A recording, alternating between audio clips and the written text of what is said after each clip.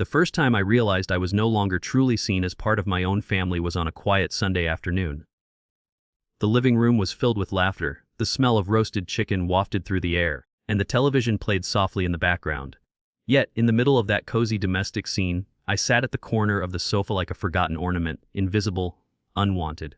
My daughter-in-law bustled around serving plates, my son chatted about his new business deal, and my grandchildren joked loudly among themselves. No one looked at me. No one asked if I wanted a piece of chicken or if I was thirsty. They simply carried on, as if I were a guest who had overstayed their welcome. It wasn't always this way. There was a time when my home was theirs, when my sacrifices had paved the way for their comforts. I had worked 2 jobs after my husband passed, just to ensure my son had the education and stability he needed. But now, decades later, the balance had shifted. He had a fine house, a wealthy business, and a family of his own, and I was the outsider sitting in the very home I helped make possible. That day, when I finally stood up to serve myself because no one thought to offer, my youngest grandson whispered to his sister, "See, she acts like she lives here." They both snickered, covering their mouths, but the words struck me like a dagger. "A acts like she lives here." The irony burned in my chest. This was my home long before they were even born. Yet, in their eyes, I was an intruder.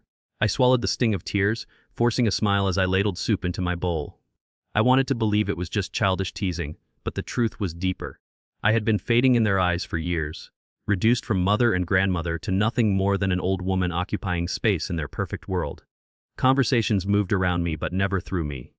When I spoke, my words often fell into silence, brushed aside by the next loud laugh or quick change of topic. I learned to sit quietly invisible, though my heart screamed to be heard. The worst part wasn't the neglect. It was the pretense of kindness. On holidays they would buy me scarves I never wore, perfume I never used, and smile as though they had done me a favor.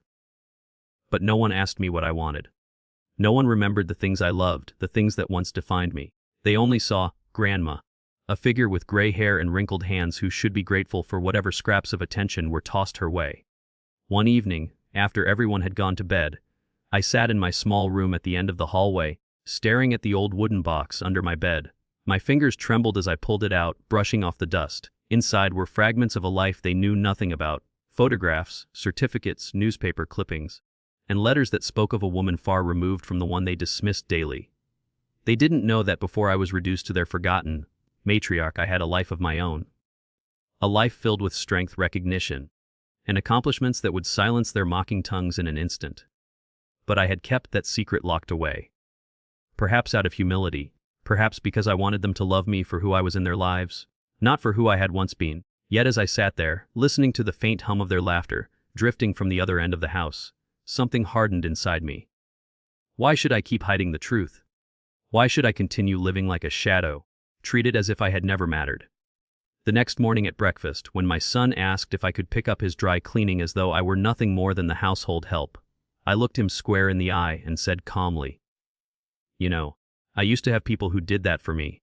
He laughed, dismissing my words as the ramblings of an old woman. But I saw the flicker of curiosity in his eyes. That was the moment I decided. They would know the truth, and they would learn to respect me. Not out of pity, but out of awe. The family that treated me like a stranger was about to find out the secret I had carried all these years. The secret that would shake the foundation of everything they thought they knew about me. And I promised myself one thing: when the truth came out, I would not whisper it timidly. I would let it roar, so loud that they would never again forget who I really was. The day I chose to reveal a glimpse of myself came unexpectedly, not in some grand announcement, but in the quiet unfolding of small truths. It began with my eldest granddaughter, Clara, who was struggling with a school project about influential figures in history. She sighed heavily at the dining table, surrounded by crumpled notes and open books.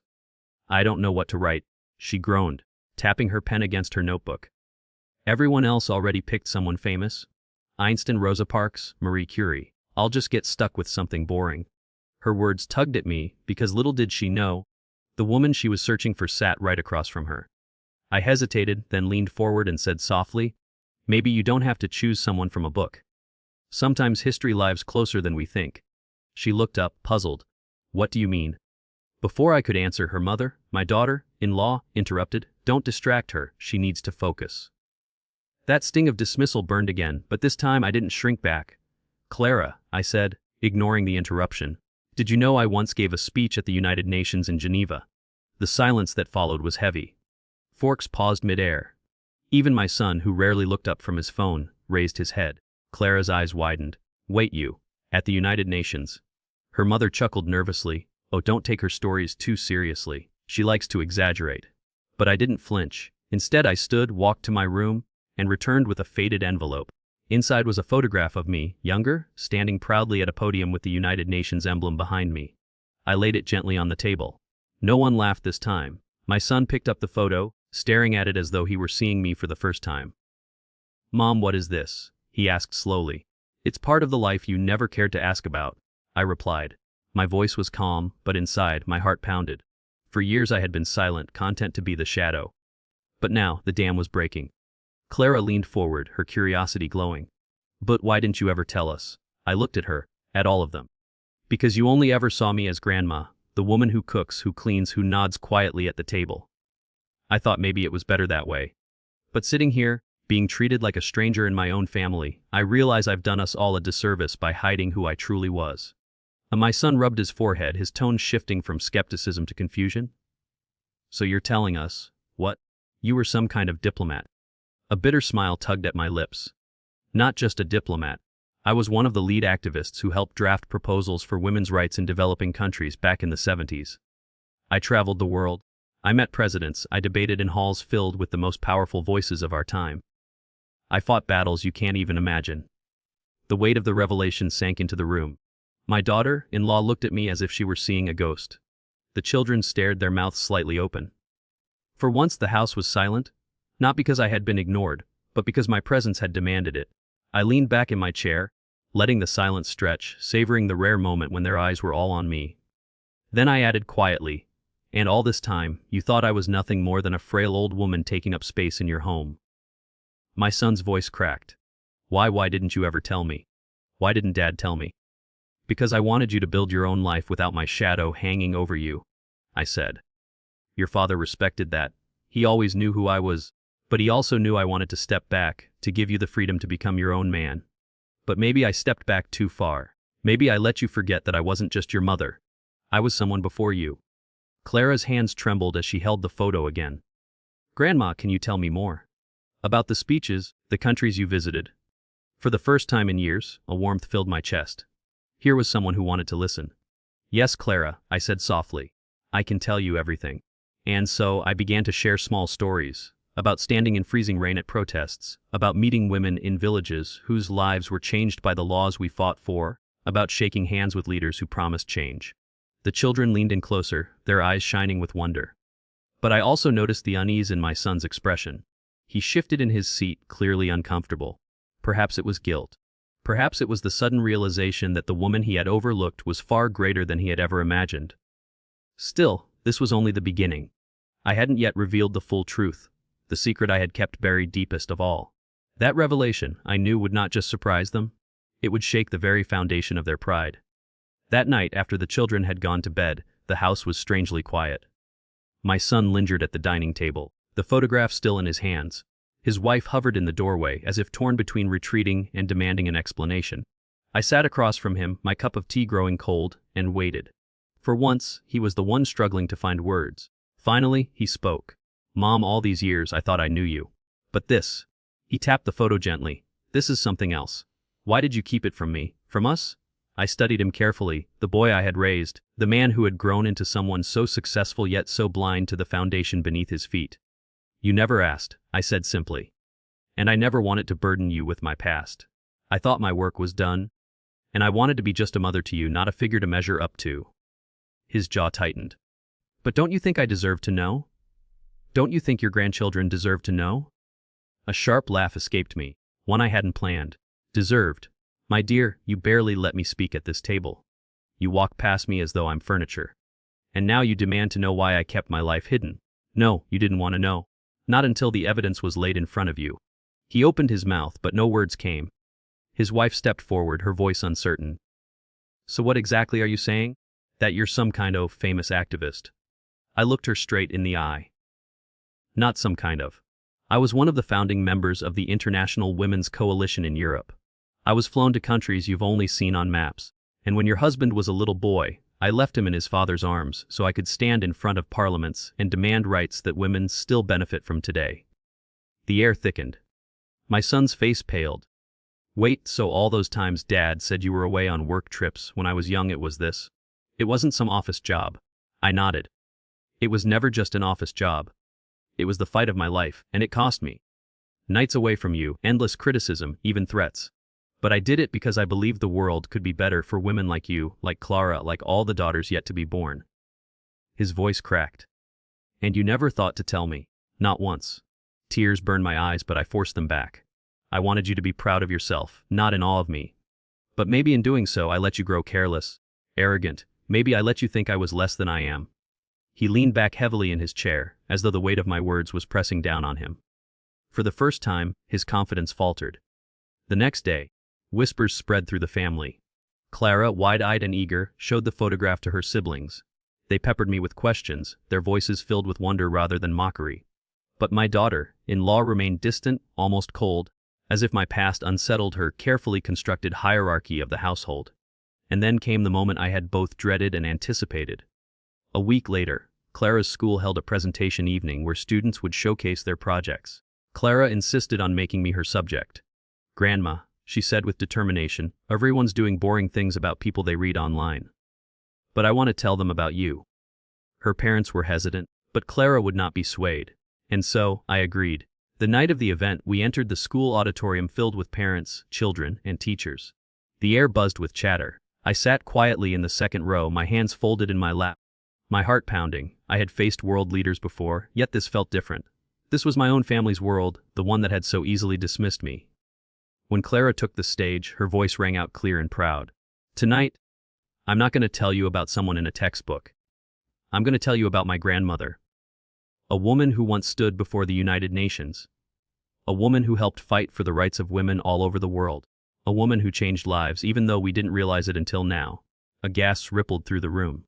Parents turned to look at me, eyes wide with surprise. And for the first time in years I felt seen. Truly seen. But the real moment came afterward, when one of Clara's teachers approached me. She extended her hand and said, "Mrs. Wallace, I knew your name sounded familiar. Are you the same Eleanor Wallace who worked with the International Women's Coalition in Geneva?" My son's head snapped toward me, his mouth falling open. I met the teacher's gaze, smiled faintly, and replied, "Yes. That was me." The teacher's voice was almost reverent. "It's an honor. Your work has been cited in so many studies. To meet you in person." The murmurs in the room grew louder, people whispering my name. My son looked utterly shaken, as though the ground had disappeared beneath him. He finally realized that the woman he had treated like a stranger in his own home had once commanded the respect of nations. And yet, I wasn't finished. Because what I hadn't told them, the secret I still held close, was far greater than speeches and photographs. It was the truth about the sacrifices I made, the legacy I left behind, and the hidden power I still possessed. That revelation was coming, and when it did, it would change everything. The night after Clara's presentation, the house was restless. My son hardly spoke a word as he drove us home. His wife fiddled with her phone, her lips pressed thin. The children, on the other hand, chattered endlessly about how cool it was that their grandma had once been on a world stage.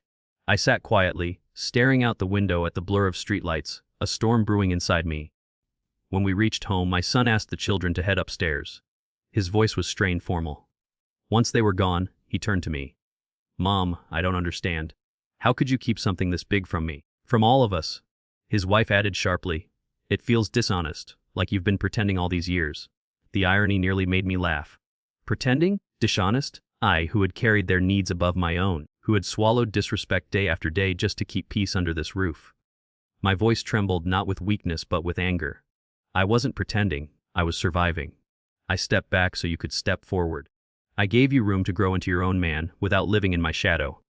My son slammed his hand on the table. "But you let us treat you like you were nothing? And you were comfortable with that?" I shot back, my eyes blazing. "You never once asked who I had been, not once." Silence followed. My daughter-in-law shifted uncomfortably, glancing at my son as if begging him to regain control of the situation. But he said nothing. For the first time in years, his authority wavered. Later that night, as I lay awake in my small room, I pulled the wooden box out again.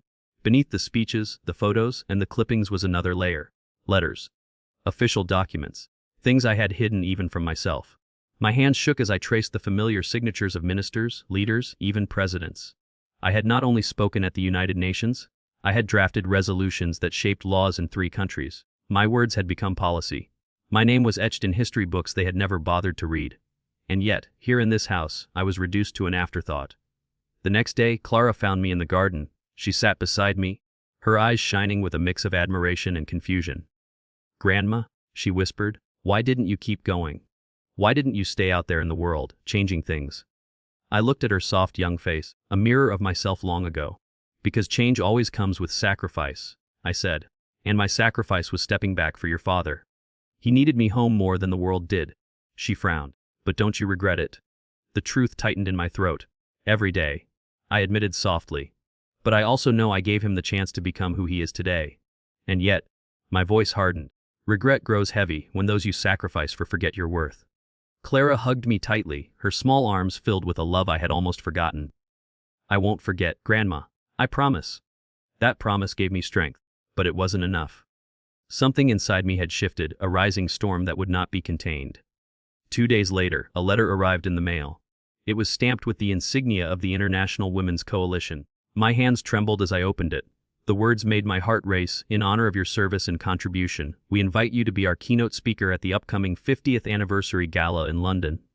The timing was almost cruel. Here I was, invisible in my own home, and yet the world outside still remembered me. The world still wanted me. That evening, I sat at the dinner table with the family. The usual chatter filled the air: business deals, school gossip, idle plans for the weekend. I placed the letter in the center of the table. "What's this?" my son asked, reaching for it. "Read it?" I said simply. As his eyes scanned the page, the color drained from his face. His wife leaned over, reading with him. The children looked from one to the other, their curiosity growing. Finally, my son looked up at me, his voice faint. "They want you to speak?" "In London?" "Yes," I said, my voice steady. "In front of world leaders, activists, journalists. They still remember me, even if my own family does not." The children erupted in excitement, peppering me with questions. But my son and his wife sat frozen. They could no longer dismiss me, no longer reduce me to the shadow at the table. The truth was out, undeniable. And then, I delivered the words that had been burning in my chest for years.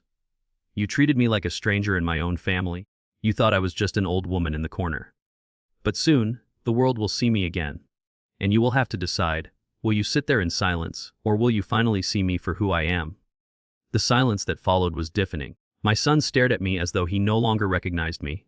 And perhaps in that moment, he truly didn't. Because the woman sitting before him wasn't just Mum or Grandma. She was Eleanor Wallace, the voice that once moved nations. And she was done being invisible. The weeks leading up to the gala were a whirlwind, though within the walls of my son's house, the air was thick with tension. The children followed me like shadows, begging to hear more stories of my travels, my speeches, the battles I had fought. They glowed with pride each time I told them something new. But my son, he avoided me. His wife, too, wore that tight, uneasy smile whenever she crossed my path, as if trying to pretend nothing had changed while knowing everything had. One evening, as I sat ironing a simple black dress I planned to wear to London, my son appeared in the doorway. He leaned against the frame, his arms folded. His expression caught somewhere between frustration and sorrow. "Mom," he began, his voice low, "I've been thinking. About everything. About what you said. I didn't look up from the dress, and I can't shake this feeling that we failed you." His words cracked. "I treated you like you were just here. Like you didn't have a life beyond us. But hearing who you really were, seeing how the kids look at you now, I feel like I stole something from you. Like I stole your dignity without even realizing it." For a moment, the dress blurred in front of my eyes. I set the iron down and turned to face him. "You didn't steal it, son. I gave it away. I let myself fade so you could shine. But you were so blinded by your own success. You never thought to ask who lit the path before you." His shoulders sagged. "I don't know how to make it right." A bitter smile tugged at my lips. "You can't erase the years. But you can choose what you do now. Do you keep treating me as though I don't belong, or do you finally open your eyes and see me?" He swallowed hard, then nodded. But I could tell the shame lingered deep inside him. The night of the gala arrived. London was lit like a jewel, its streets alive with voices and music. As I stepped into the grand hall, dressed in the black gown with a silver brooch my husband once gave me, the sound of applause and laughter swirled around me. Crystal chandeliers glowed above. Leaders, journalists, activists, all gathered to celebrate 50 years of progress. And then, the announcer's voice rang out. Please welcome to the stage, a woman whose words once changed the course of history, Eleanor Wallace. The room rose in applause as I walked slowly to the podium. My heart pounded, but I felt no fear. This was my world, my stage. I looked out over the sea of faces and saw recognition, respect, admiration shining back at me. For the first time in decades, I was no longer invisible. I spoke of the past, the struggles, the victories, the women whose courage had inspired me. I spoke of the present, the battles still being fought. And I spoke of the future, of the responsibility each of us carried to honor those who came before. My words filled the hall, and when I finished, the applause thundered so loud it shook the chandeliers. Afterward, journalists swarmed me, old colleagues embraced me, and strangers thanked me. But the moment that stayed with me came later, when I turned and saw my son standing near the back of the hall. He had flown to London without telling me. His eyes were red, his face pale, but his hands were clapping, slow and deliberate, as though he finally understood who I truly was. We locked eyes across the room, and for the first time in years, he looked at me not as Mom or Grandma, but as Eleanor, the woman the world once knew. When I returned home, things were not magically perfect. My daughter-in-law still struggled to find her place in this new reality. The children, however, were radiant with pride, retelling my stories to anyone who would listen. And my son, he began to sit with me more often, asking questions he should have asked years ago. We spoke late into the night about my travels, my sacrifices, his childhood memories. Slowly, painfully, he began to bridge the gap we had both allowed to grow. Yet the true revenge was not in the applause of strangers or even the newfound respect of my family. It was in the quiet power of reclaiming my identity. I had been treated like a stranger in my own home, stripped of worth by those who should have cherished me most. But in the end, my truth had risen, undeniable and unshakable. And though I forgave them, I would never again let them forget who I was. The weeks after the gala carried a strange weight. The family could no longer slip back into the easy rhythm of ignoring me. My presence had changed, taken on a gravity they couldn't dismiss. The children clung to me with pride, their eyes bright whenever they spoke of me at school. Teachers even began sending notes home, praising Clara's project, asking if I would consider visiting to speak to her classmates. For the first time, I was not just a grandmother in their eyes. I was a legacy. But with my son and his wife, the air was more complicated. My daughter-in-law, once smug and dismissive, seemed almost threatened. She had enjoyed the role of being the central woman of the household, the one who commanded respect and admiration. Now, with my story unveiled, her authority felt smaller, eclipsed by a history she could never match. She smiled politely, but her eyes carried unease, as though every word I spoke reminded her that she had underestimated me. My son, though, was different. He was quieter now, softer, as if burdened with the guilt of years wasted. One evening, as the children played upstairs, he joined me in the kitchen where I was slicing apples. His voice was low, fragile. Mom, I don't know if I ever told you this enough, but thank you. For everything you gave up. For everything you did for me. I paused, the knife in my hand, and looked at him. The boy I had raised, now a man with lines on his face, still carried the pride and stubbornness of youth, but there was humility there now too. You don't have to thank me, I said softly. You just have to remember me. That's all I ever wanted. To be seen. Tears shimmered in his eyes, and in that moment, I saw the little boy he once was. The boy who used to cling to my skirts, who once thought I was the strongest person alive. Somewhere along the way, he had forgotten. Now, he remembered. The final act of this story came not from me, but from him. A month later, our extended family gathered for a reunion. Cousins, aunts, uncles, all crowded into the big hall, laughter and chatter echoing. Usually I would have blended into the background, sitting quietly at the edge of the circle while the younger ones took center stage. But not this time. When dinner was nearly finished, my son stood, his glass raised. I want to say something, he began, his voice steady but carrying an emotion I had rarely heard. The room fell silent. All eyes turned to him. For years, I thought I knew everything about my mother. I thought she was just the quiet, steady woman who raised me. But I was wrong. My mother is a fighter, a leader, a woman whose name belongs in history books. She stood before the world long before I ever stood on my own 2 feet. A gasp rippled through the family. People turned to look at me, startled. My son continued, I treated her like a stranger in her own family. I didn't see her, and that was my greatest failure. But today, I want everyone here to know who she truly is, Eleanor Wallace, the woman who changed lives across nations and never asked for recognition. She deserves our respect, our admiration, and our love.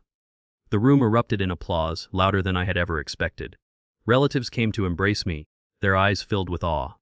And in that moment, Standing in the center of my family, I was no longer invisible. Later that night, as the reunion wound down, Clara hugged me tightly and whispered, "Grandma, you'll never be a stranger again. Not to us. Not to anyone." Her words filled me with a peace I hadn't felt in decades. The revenge I had longed for was not cruel, not sharp, it was the sweet, quiet triumph of truth. I had been overlooked, dismissed, silenced in the place where I should have been most cherished. But by revealing my secret, I had shattered their illusions. They could no longer reduce me to a shadow. I was Eleanor Wallace, a mother, a grandmother, a fighter, a voice that had once moved nations and now moved hearts. And finally, I was seen,